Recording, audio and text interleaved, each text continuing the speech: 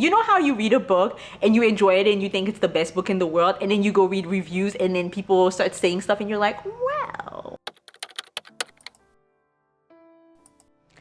Hello everyone, welcome back to my channel. If you're new here, my name is Vanessa. I thought today we could do a video about my top reads for the first quarter of the year.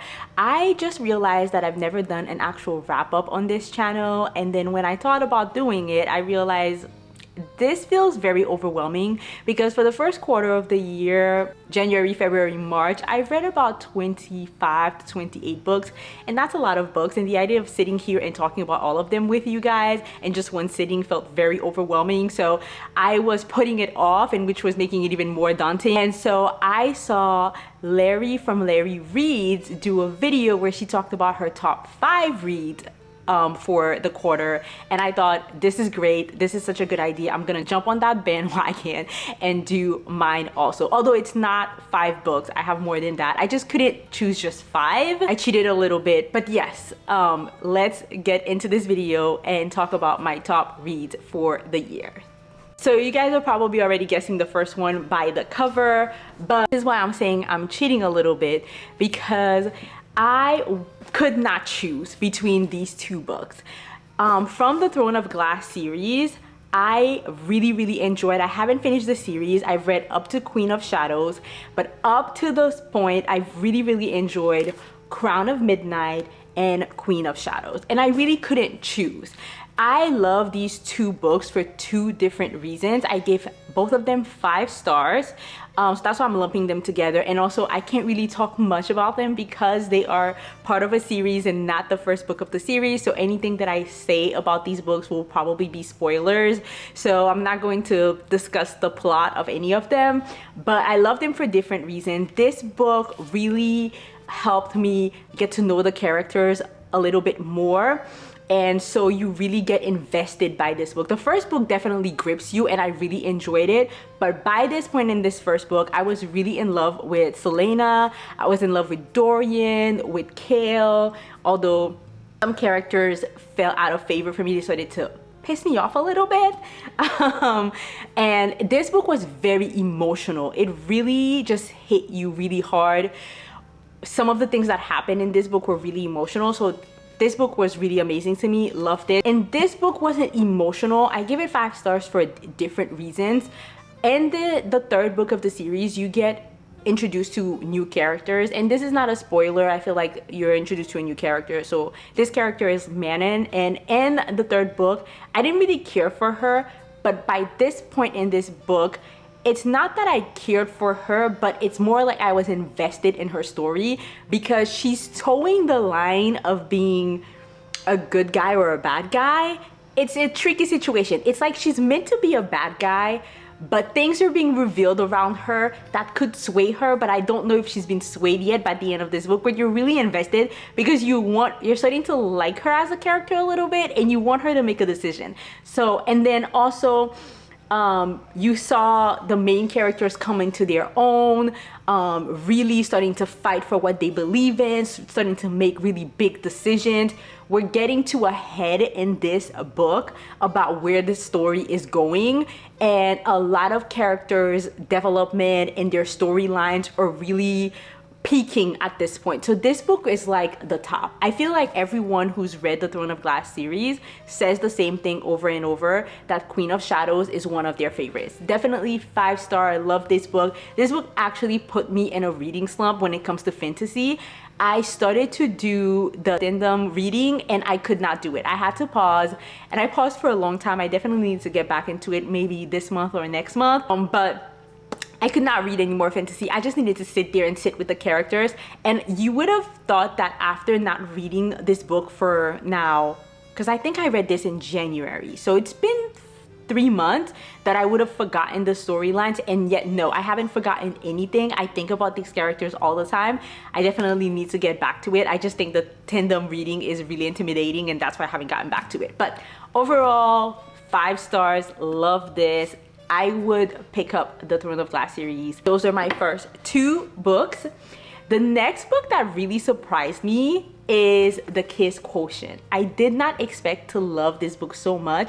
I don't even know why. I didn't even expect to give it 5 stars. In my mind, I was about to read a very fluffy romance, and this was fluffy but also so deep in so many different ways. So this is The Kiss Quotient by Helen Wong, and it tells the story of Stella Lane and I believe Michael Font. Okay, so basically Stella has autism. She is on the spectrum. I think she has Asperger's syndrome, and her parents during lunch one day tell her that they are ready for grandkids. Basically, get moving, girl, we want grandchildren. And because she really cares about their feelings and she wants them to be proud of her, she really takes this seriously, and she decides, okay, so I need to start having children. But in order to have children, I need a husband. And in order to have a husband, I need a boyfriend. And in order to have a boyfriend, I need to be able to make emotional and physical connection with man, right? So she realizes that she's stuck between a rock and a hard place. And the problem is that she has a lot of issues connecting physically and even enjoying physical attention, which because she's not enjoying physical connection, it makes it hard for her partners in the past to commit and stay in the relationship. So she decides to hire a male escort to basically teach her how to be more sexual and how to enjoy sex. And this is when she hires Michael. And Michael is the sweetest and most loving and most caring guy. He, however, decides to get into this field of being a male escort, basically a prostitute. Not basically, he's a prostitute, because of some backstory that you will learn more of and that will give more depth to his character. But he also has a rule where he does not repeat clients for also reasons that you will learn. So it's this big decision of how are they gonna make this work? Can she convince him to become her tutor? Of him learning more about her. It's just such a beautiful story because of how well the representation for autism and Asperger's syndrome was. I was really curious about how the author got all her information, like how did she do the research, and come to find out that through discovering that her daughter was on the spectrum, Ellen also found out that she is also on the spectrum. So this was coming from personal experience, and some of the scenes were really moving. It really gave you insight into a person who has this kind of condition, what it is like for them. I don't have much experience with people with this condition. It was really fascinating to learn about them. I love this book. The romance was amazing. I loved the romance, but I think what really gripped me was more the storyline. And I think you're gonna see that in all the books that I give 5 stars. Sometimes it's not that the book is the most well-written book, and it's not that the romance is the best romance, but if a romance or a book in general can get emotions out of me, it's gonna get a 5 star.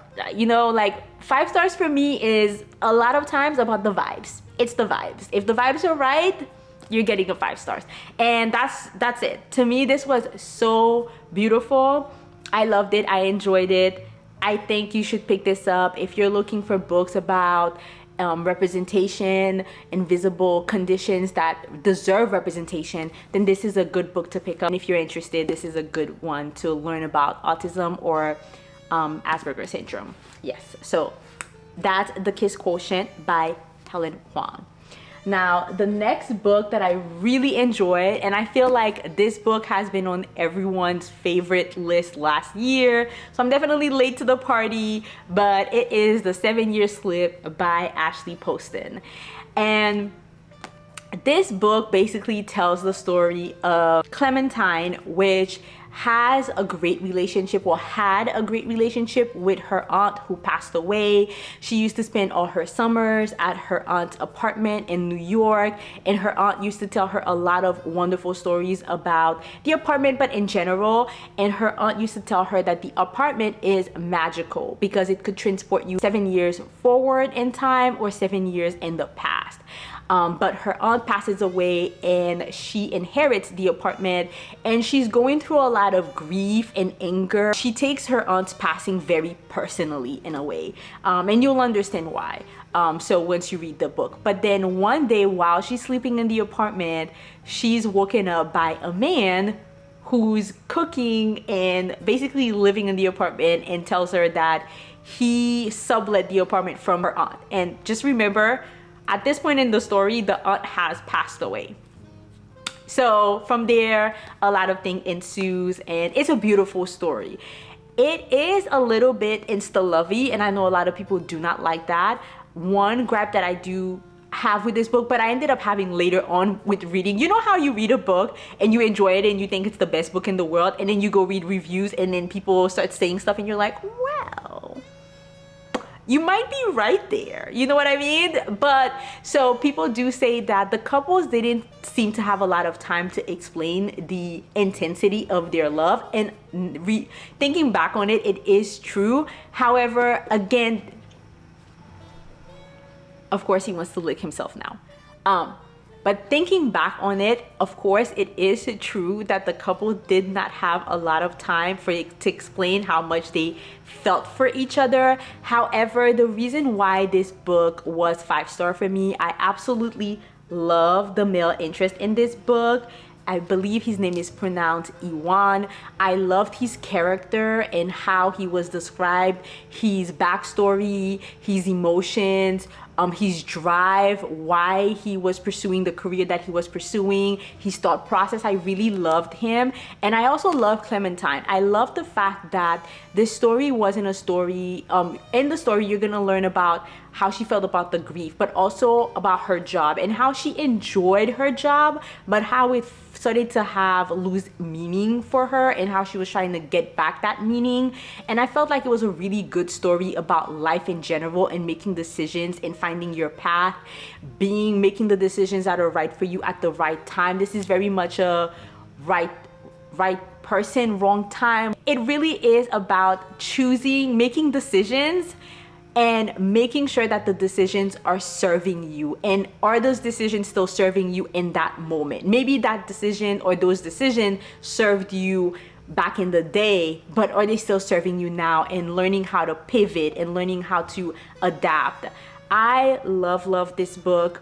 Again, gave this one a 5-star, not because there wasn't any flaws in this book, but because the emotional connection that I had with Clementine and her grief and with her aunt. The aunt has passed away by this point in the book. However, I felt that she was very present in the book, to the point that it was like she was still a character that's living through this book. I fell in love with her aunt as a person. So yeah, beautiful book. Love this. Definitely want to read more from Ashley Poston. I know that she has another book that's coming out this year. Cannot wait to read it. And I also want to read The Dead Romantics. I think that's one book she wrote. So definitely want to read that one too. Love. This is probably my favorite book of the pile. So that should tell you something. Next book is Reckless by Elsie Silver, and this is part of the series, the Chestnut Spring series.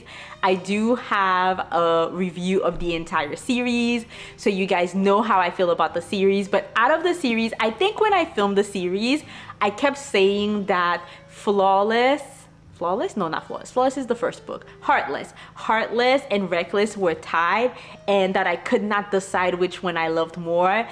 And after 2 months, 3 months, right? I think I've made up my mind. It's Reckless. It's Theo for me.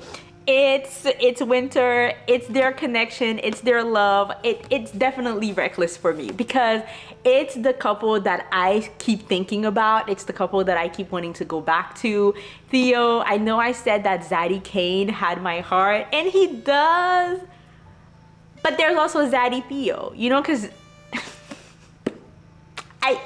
no, Theo is definitely the one. So in Reckless, we follow Winter. I was trying to decide how to word this without spoiling anything, because this is the 4th book in the series, so I don't want to spoil or give anything away.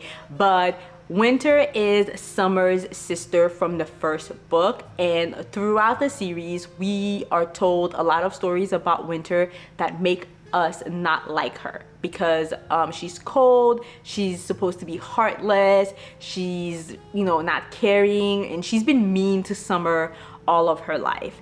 And so when I first heard that this book was about her, I was kind of confused, like, why are we trying to even have a book about Winter? She's evil.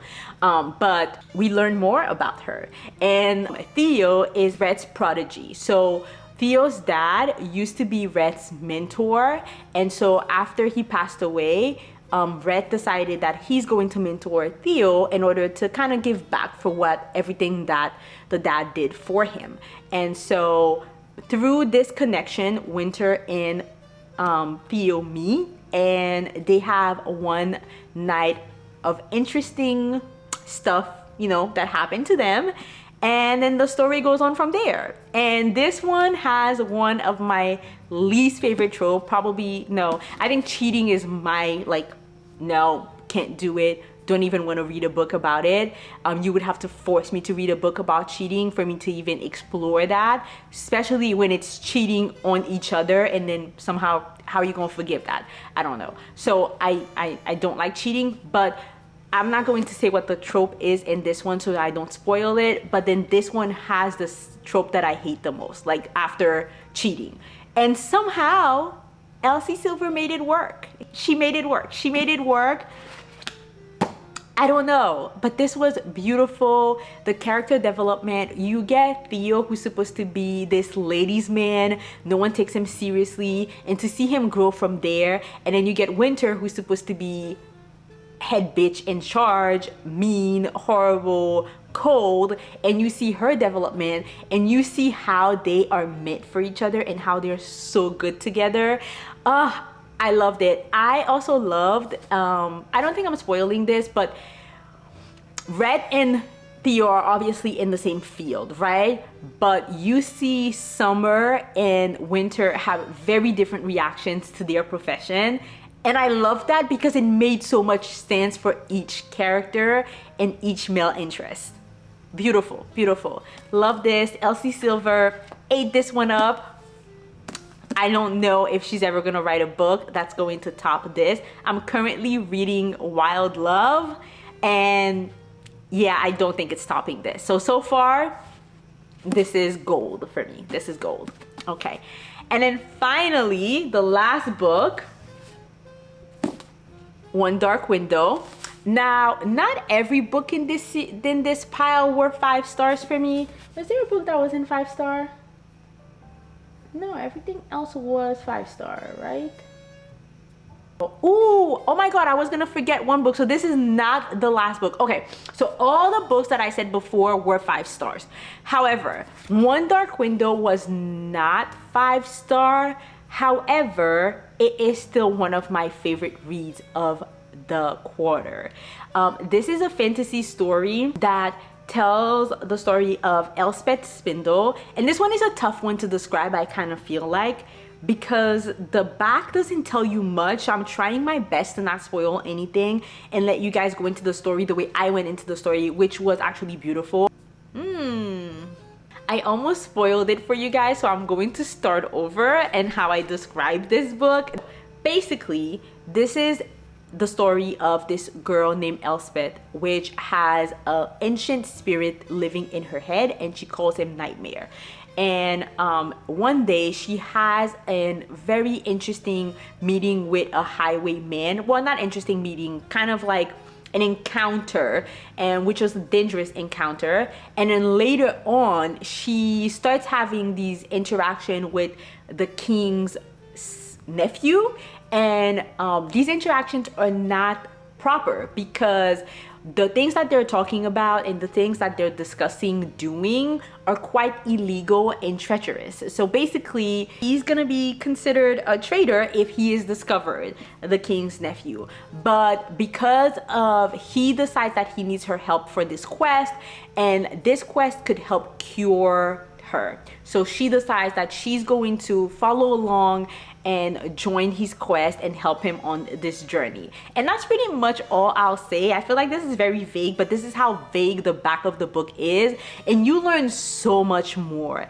This is a great book if you are new to fantasy and you want to get into fantasy. I think this is a great book because the magic system is very simple, and yet it is so beautiful. It has depth to it, so you're not having to scratch your head too much about understanding how does this world works.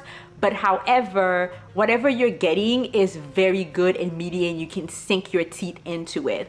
The characters are all beautifully written. I loved all of them. And also the love story. So this has a very good love story in there. It is, I loved how Rachel Gillig introduced us to the love story and continued the love story for us, because it wasn't the main thing in the story, but it also wasn't kind of like the backdrop. I felt like we were getting the right balance of fantasy and romance, if I could say that. I loved it.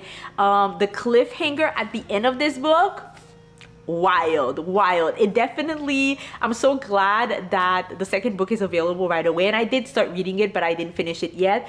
I'm so glad that it was available, because the cliffhanger, I don't think I would have been able to wait for the second book to come out with that kind of a cliffhanger. It was actually really good. So I'm saying all of this and it's really sounding like, why is this book not 5 stars, right? Like, should it be 5 stars? Maybe it is. Maybe it is a 5 star. I think, like I said, for me, a 5 star has to have like an emotional connection.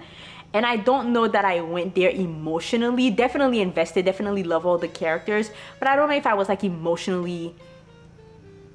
Do I only like give 5 stars to books that I'm emotionally distraught? Like, what does that say about me? Therapist needed? This was good. This was really good. No notes, nothing I would change. So 5 stars, 5 stars. I will change my rating on Goodreads to 5 stars for this one. And the book that I was going to forget, it's not 5 stars. Definitely not 5 stars, but it is a good one. So maybe an honorable mention. I can't not mention it because I love this book so much. It is Love Theoretically by Ali Hazelwood. And don't mind my empty shelves. I decided to buy new shelves from IKEA, and I didn't realize how wide they were and how empty my shelves would look once I've put all my books up. So I need to buy new books.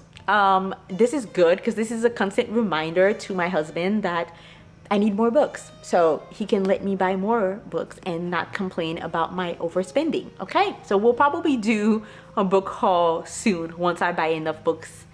But yeah, okay, so Love Theoretically by Ali Hazelwood. I absolutely adored this book.